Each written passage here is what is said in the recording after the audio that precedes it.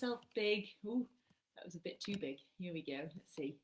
Hi. Oh, and you need my head as well. Oh dear. Technology. Now I'm using my computer today, which I don't normally do.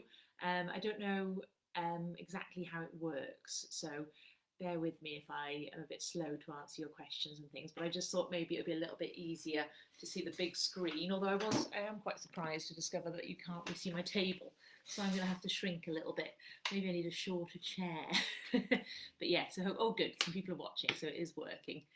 How are you doing? Hope you're all well and hope you're ready for a bit of paper fun today. So this was something that I used to do with my craft night. Sorry, let me just adjust a tiny bit more.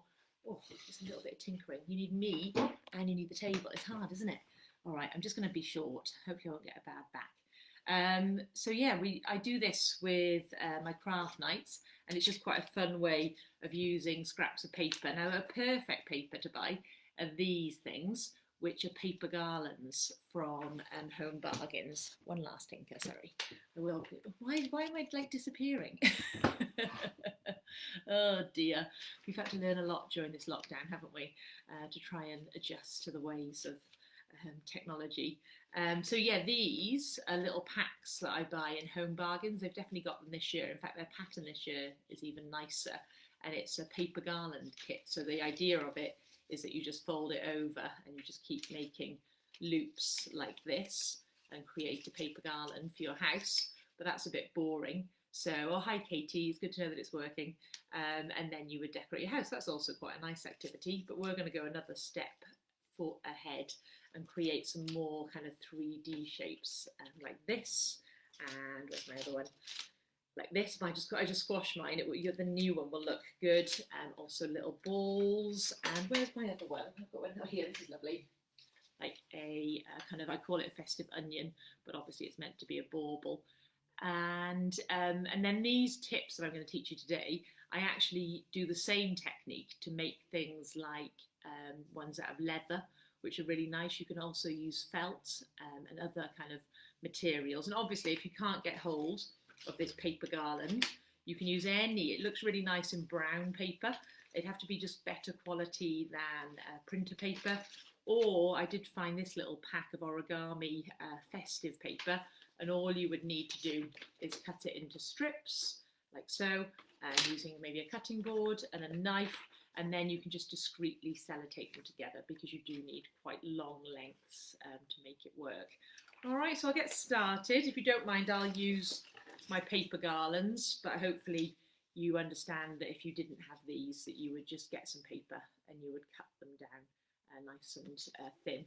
The size of these, which doesn't really matter, like how big you do yours. Yes, thank you, Katie, just asked that. These are 3 centimetres by 21 centimetres. So like an A4 piece of paper, you could actually cut into 10 strips, couldn't you? So like I said, I wouldn't suggest using your typical A4 paper. It's a little bit thin, but anything a little bit better quality, and like especially at this time with all the packaging and things that come into your house, maybe there's something interesting that you could use. So other things you'll need is a pair of scissors, you'll need a pencil, you'll need a ruler. I'm going to do some stuff with some beads, just and a little bit of wire as well. But I'll talk you through those in a moment. And I'm just going to, morning Chris, how are you doing? I'm just going to lower my camera. You don't need to see my face, and I don't want to crouch down the whole time. So yeah, I'm just going to show you my table and we'll work from there. All right, there we go. Okay, so the first one we're going to do is this one here. And this is really, I think, quite easy. And what you need is you need 2 full length pieces. So these pieces are 3 centimetres by 21 centimetres. And then you need 2 pieces that are shorter than that. Okay, so the 2 that I just showed you first will make the outer sides. And then the 2 that are shorter, sorry, that one and that one, are going to be about 1/3 of the size. So where it's 21 centimetres, I want to take it down to, where's my pencil gone, to about 14. So 14. So if you were working with slightly different dimensions, all you need to do is cut it down by 1/3. So a bit of maths for you. There's a little bit of glue on my pencil. There we go. So I'm just going to cut those down. And boop. Okay. Now, if I was going to I'm going to have a crossbar in the centre, but I also like that it's got this little loop on it, which is obviously quite useful. So I'm going to use the centre piece here. My messy table, sorry, I'm probably a crafter, very messy. Is that I'm actually going to use a full length piece for that one there. And then I need to make some holes in them. Now you can use, if you've got at home, an awl, but actually what's really useful is a quick unpick, which I imagine lots of you might have at home. Other things I've used is a safety pin or a nail, like a nail for doing DIY. And I'm just putting a hole right in the end there, just literally in the centre of each of the pieces. So I'm going to put that top and bottom of the long one for both of them. Top and bottom. Top and bottom for the small, which become the inners of my onion, like so. And then definitely the bottom of this one. And there's going to be something going on here where I fold it. So I'm actually going to wait and do that in a moment because I want to size them after I've started. So I'm going to start putting them together. So I'm taking the long one first, then I'm taking one of my short ones, then I'm taking my center one and I've got that bottom hole prepared. Then I'm taking my small one, then I'm taking my long one, and then I may even just put an extra hole in just for luck, because it's probably quite unlikely that I manage to do all those in the same place. Now, split pin wise, I've got these lovely cute ones that I accidentally ordered, to be honest. I wanted something a little bit bigger than those, but I always like to find a use for small things, for things that I accidentally order. Or you could use your typical split pin that you get from just a stationery store. And then you're going to pop those through. And again, if you were doing it at home and you didn't have these things, I'm sure a stapler would do as well if it was just a temporary thing. And then I'm popping it through the hole, and then I'm squashing it down right and left like that. Okay, splitting the legs. So I have big, small, small, big. Then I'm going to join these together, and this time I'm going to fold down the middle one, and I'm just going to play around with this until I'm happy that that middle one there is also a bit bendy. So if I actually put that to the position I want it, then I know how much I need to bend down the middle one. So that's about right there. That will then match because it's the same length. Oh, sorry, off screen. And then that will be last. All right, you could even, like, that's very bulbous, isn't it? So I could even cut that down by a centimetre or so to make it a little less bulbous, but I think I'm quite happy with those. So I'm just going to insert my quick unpick through all the layers, grab a little split pin,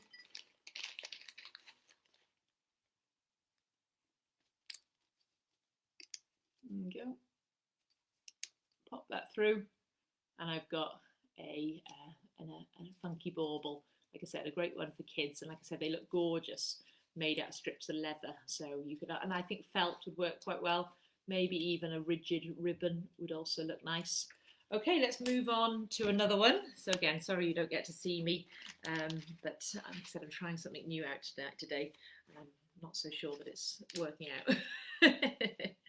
So here we go. So let's do the heart. That's really nice and also very easy to do.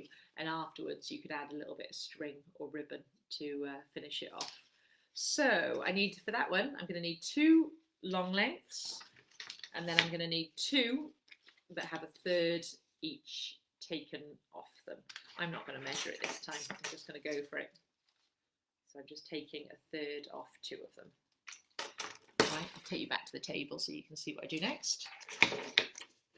Okay, this time we're going to put all 4 together. So long, short, short, long, and this time I'm just going to do the whole all together. I guess because I do it in leather, I definitely have to pre-do the holes, but this quick unpick is so sharp that I don't really need to worry about doing it one at a time. It's actually much quicker to do them all together. So there we go. So I put them together so it was long, short, short, long, like so. And then this is the bit that you just have to think about a little, because you're going to fold them inwards. So I'm taking the two here and I'm folding them in like one half of a heart. Let's put it that way for you. And then I'm taking the other two and I'm folding those in to create the other half of the heart. Good thing about paper, it's pretty flexible, so I can just pull it out from the centre and then I can pierce the hole and then find my split pin, pop it through. And this would be a good opportunity if you did want to add some string to add it now. You could even secure it in the middle there so that you've got something to hang it from. And there we have, back again, there we have a heart. So these are really easy, aren't they? And again, they look really effective, and you can also, you don't have to just put them on the tree, you could also make a garland out of these and hang it around the house. And like I said, a really good one for kids to get involved. We'll try a little, let me know if you have any questions, by the way. I realise I'm going through quite quickly, but I think they're just quite good fun, and you know, there aren't any fixed rules really. You can kind of do as you please. This also got a little squash, but you can see, I made these last year, but a little satsuma type thing. And it looks, although not anymore, a little bit better with the thin card. I tried it earlier with the thicker, although that is quite cute, but it obviously looks a bit more square. So what I did for this one, lost one, is I cut the strips in half before I started. So obviously you could either do that with a scissor or with a knife like I'm about to. Being careful, obviously helping kids if you do it with kids. One more. As you can see, I've run out of all the other colours. It seems that I've got more red than anything else. So 3. So these now will be 1.5 centimetres by 21 centimetres. But again, like I said, the length doesn't really matter. And then all I'm doing is that's going to be the complete circle. So what I want to do is I want to cross them over. So I'm going to loop them through each other. And I'm going to attempt to hold it all and then put the holes through right at the end. We'll get a little bit fiddly as I add more layers, so I'm having to be quite focused. There we go. So you could do 3 or 4 layers, whatever you think looks pretty, but again, a nice easy way to make a little ball, a little bauble. So then I'm just going to go through, watching your fingers, through all the layers there at the top, and then taking a split pin, popping it through the top layer. Make sure both legs go through, and then going to the bottom, because that's currently all a little bit hickledy-pickledy, trying to find the centre of all those loops to make it nice and even, like so, going through, and here we go. And then the next one I'll do is the tree, so hopefully you'll stick around for that, because that's really good fun, making the tree. That's probably the hardest of them. So there you go, got a little ball, and again that would be a lovely decoration, and again you can make that's a nice 3D bunting. And I'd love to see if you were able to think of ways of, you know, using scrap material and card rather than new material. So the tree actually has a wire along its body. So wire wise, I've got a nice bit of jewellery wire here, but you could use any wire. You could use anything that you maybe have around the house for the garden, and it doesn't really matter how thick it is, because you can just make a hole depending on the thickness in the material. I was even thinking this morning, for kids, you could even use a what's that fluffy wire called? The craft wire. Why can't I think the name of it? You know the stuff. You could use pipe cleaners to put it through the middle. The only thing then is you need a slightly bigger hole. So what I'm going to do at the top is I'm going to make a little loop. So I'm just using a pair of pliers. I've got a jewellery plier, but you could just use any like your DIY pliers to make a little loop at the top, and that's my wire ready to go. It's about 20 centimetres, and that's plenty, and I can always cut it off shorter when I finish my design. And then we're gonna need a really long piece of paper for this one, and because these little strips that I get hold of are actually quite short, what I'm going to do is I'm going to sellotape them together. Now this one is half the thickness, so I've again sliced them in half, but I'm going to do today a full thickness one. Just let me find the end of the sellotape. There it is. Lots of sellotape going on at the moment.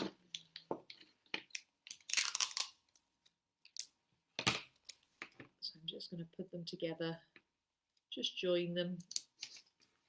Doesn't need to be anything particularly special. And again, if you were using another material, maybe you'd be able to just use, like cut yourself a super long strip in the first place. And again, for the leather ones that I do, we do just use long strips of leather. It looks really nice. Ribbon, again, like I said, would be a lovely one for this.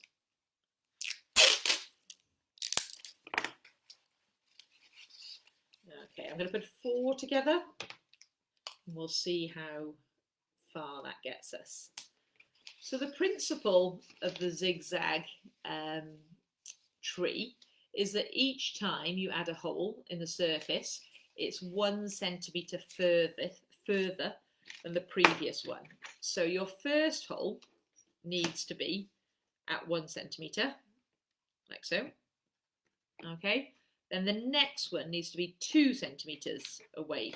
So, you know, from the edge, it's actually so 1 and 2 is 3 centimetres. If you like a bit of maths, you can keep adding it up.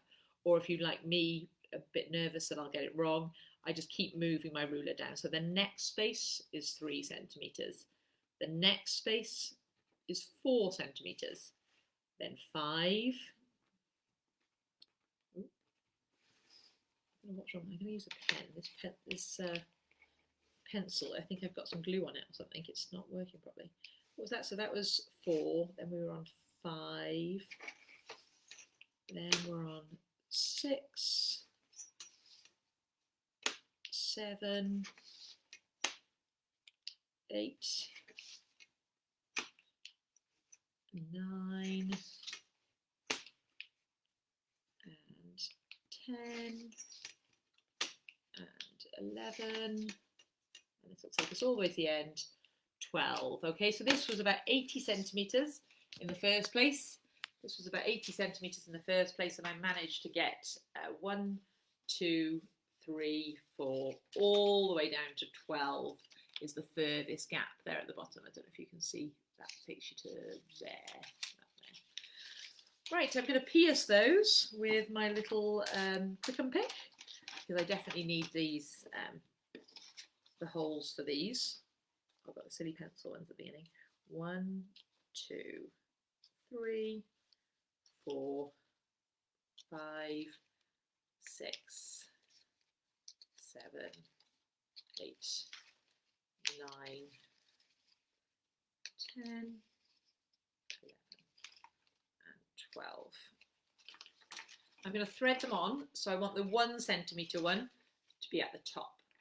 So I'm just going to put that through a wire there. Okay, if you were using card or paper that had one side that was nicer, you'd want that nicer side to be facing upwards so that it was on the outside, although it will flip back and forth, but hopefully it'll look nice.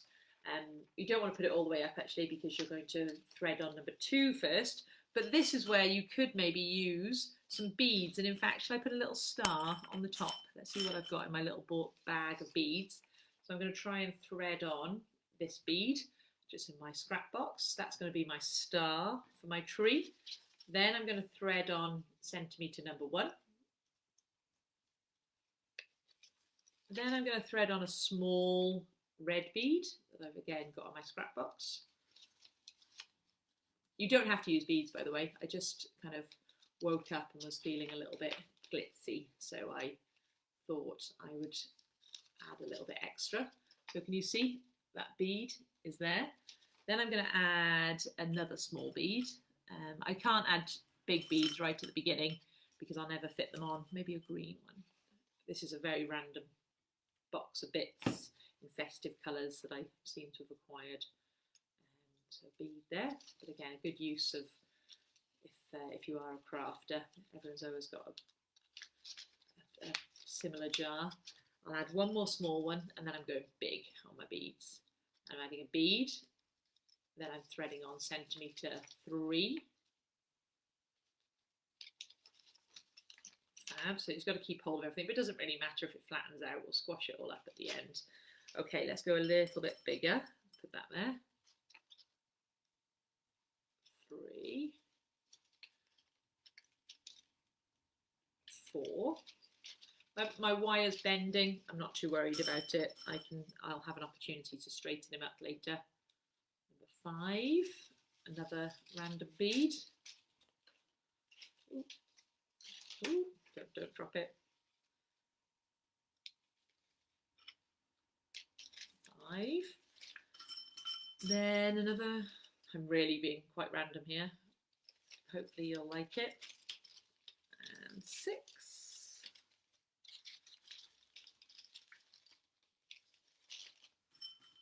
Oh, nice big bead. Oh, I'll keep that maybe. That'd be quite nice as a kind of bucket at the bottom, I think. I have got some really big beads in here, but I think that may look a bit strange. I'm wondering if you guys have got your Christmas trees up. I went to the Christmas tree place yesterday and they said that they've never been busier and never been busier so early as they have been this year, which I can imagine. I've noticed on my dog walks, I've never seen so many Christmas trees up already. It looks lovely. I've got a few bits up, but not everything yet. I wonder if any of you have made a bauble wreath after my previous video.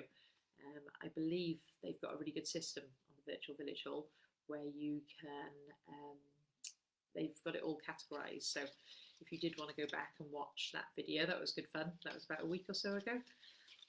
Here we go. Can you see it building up? So all my random beads are getting used up and I'm making a cute little tree that you could hang. Oh, I need a bead. I'm running out of variety. I think I might have to go with these big red ones for the bottom. Red on. Next length, next hole. And then final one good because I'm running out of length as well. So that was about 20 centimetres with a bunch of beads on. And final hole, like so. And then I'm going to put this big green one on that I found. Oh no, I was going to put this one on as a bucket, wasn't I? Although I actually think that one looks better. I'm going to go with that one as a bucket. There we go. So when I get to the end, I obviously don't want it all to pop back off. So I need to just use my pliers again. If you have got any excess, you can cut it off. And then the final part would be, I'm just going to roll mine up, is rolling it up so that it acts as a bit of a stopper so that it can't unravel. It's a bit ugly, but it'll be okay. There we go. So just tied it up at the end. And then we have a full Christmas tree with lots of beads. Again, like I said, now you can have a little tinker and play and try and get the wire back straight again, but it's not really worth stopping as you work to get that done.